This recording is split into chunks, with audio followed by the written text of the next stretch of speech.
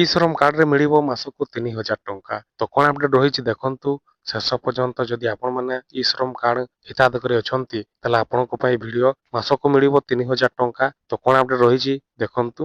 ଦେଖନ୍ତୁ ଆପଣଙ୍କ ମୋବାଇଲରେ ଗୋଟିଏ ମେସେଜ ଆସିଥିବ ଯାହାକି ଏଭଳିଆ ମେସେଜ ଦେଖାଯାଉଥିବ। ଯଦି ଆପଣମାନେ ଇ ଶ୍ରମ କାର୍ଡରେ ରେଜିଷ୍ଟ୍ରେସନ କରିଛନ୍ତି ବା ଆପଣମାନେ ବନେଇଛନ୍ତି ତାହେଲେ ଆପଣଙ୍କ ଏଇଭଳିଆ ମେସେଜ ଆସୁଥିବ।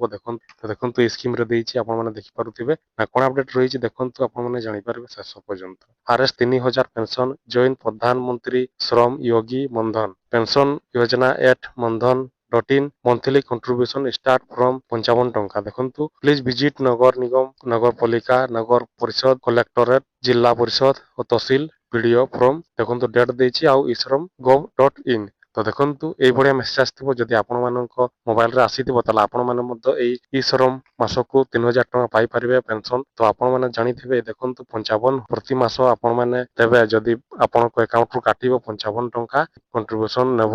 60 ବର୍ଷ ଆପଣମାନଙ୍କ ପୁରିଲେ ତାହେଲେ ଆପଣମାନେ ଏଇ 3000 ଟଙ୍କା ମାସକୁ ପାଇପାରିବେ। ତ ଆପଣମାନେ ଦେଖନ୍ତୁ ଏଇଟା କେମିତି କରିବେ ଆପଣମାନେ ନେକ୍ସଟ ଭିଡିଓରେ ଆପଣମାନେ ଜାଣିପାରିବେ। ତ ଆପଣମାନେ 55 ଟଙ୍କା ଦେଲେ ଆପଣମାନେ ପ୍ରତି ମାସ 60 ବର୍ଷ ହେଲେ ଆପଣମାନେ ପାଇପାରିବେ 3000 ଟଙ୍କା ପ୍ରତି ମାସ। ଏଇଭଳିଆ ଆଜିର ଅପଡେଟ ଥିଲା। ଆଶା କରୁଛି ଭିଡିଓ ଭଲ ଲାଗିବ। ତାହେଲେ ସେୟାର କରନ୍ତୁ, ଲାଇକ୍ କରନ୍ତୁ।